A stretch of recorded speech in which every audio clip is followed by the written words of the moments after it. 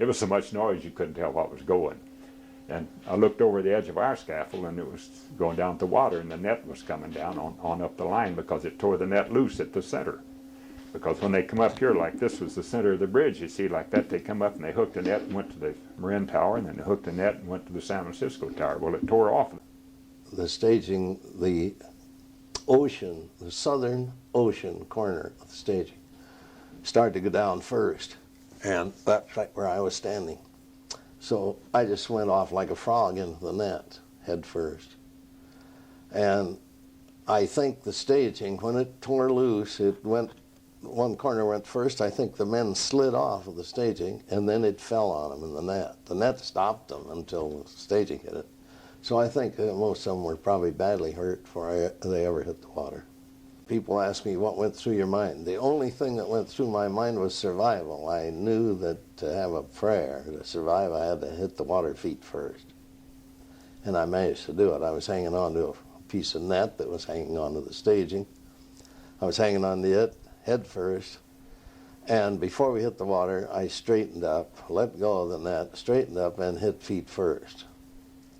The only problem with that was that I jammed down into that piece of net, both legs way down into that net, because it stopped temporarily when it hit the water, and I was still moving. And that's the only time I panicked during that whole thing. I was caught in the net, and the net was headed for the bottom, dragged down by that 6-ton staging. I couldn't get loose at all. I was fighting it. And then I finally calmed down and began to wiggle, and I slid right out of it. But I was down a long ways because I was bleeding at the nose and the ears when I came up. And we called the Coast Guard right away, and they came right out. And heck, in a matter of minutes, because we could see these men, you know, a couple of them out there trying to stay up in the water. So I got a hold of him, and I got him up on a couple of boards. And then I was going to see what I could do for others. But the minute I'd let go of him, the boards would go and he'd start to go down. So I decided, better stick with what you got, because I knew he was alive. So I stayed with him. The others disappeared. But the Coast Guard came out, circled several times, but they never came far enough. They would always get out near me and then turn around and head back. And there was so much debris in the water, it'd be awful hard to see a person floating, you know, just their head sticking up. It'd be a real difficult job to spot us. And he almost went by us. He was some little distance off. I would guess maybe 50 yards from us. And he was almost by, and he took another look around, and his eye hit me. And what a relief. I figured, my gosh, we're going to make it. Then when the crab fisherman came by and spotted us, why, he had an awful time getting Fred aboard, and then he had a hard time getting me aboard because I had a broken shoulder and ribs and broken neck, and, you know, I was a wreck. But he managed to get us into that boat and bring us ashore. And it was too bad Fred died, but that's how it happened. But nobody ever reported it that way.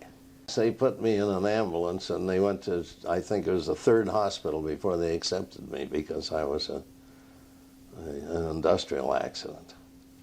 And unless you went to the right hospital, they wouldn't touch you.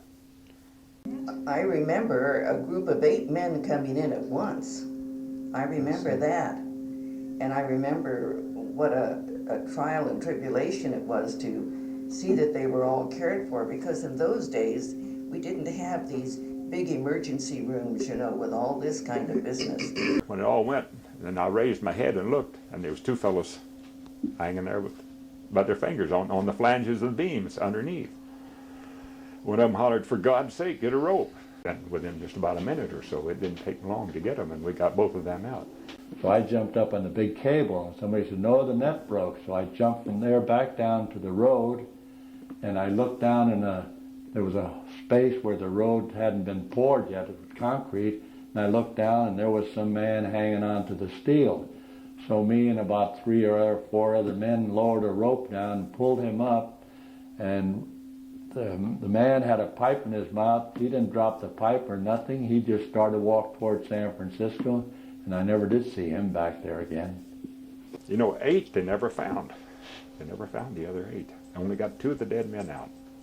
We saved 2 off the steel, and 2 came out alive.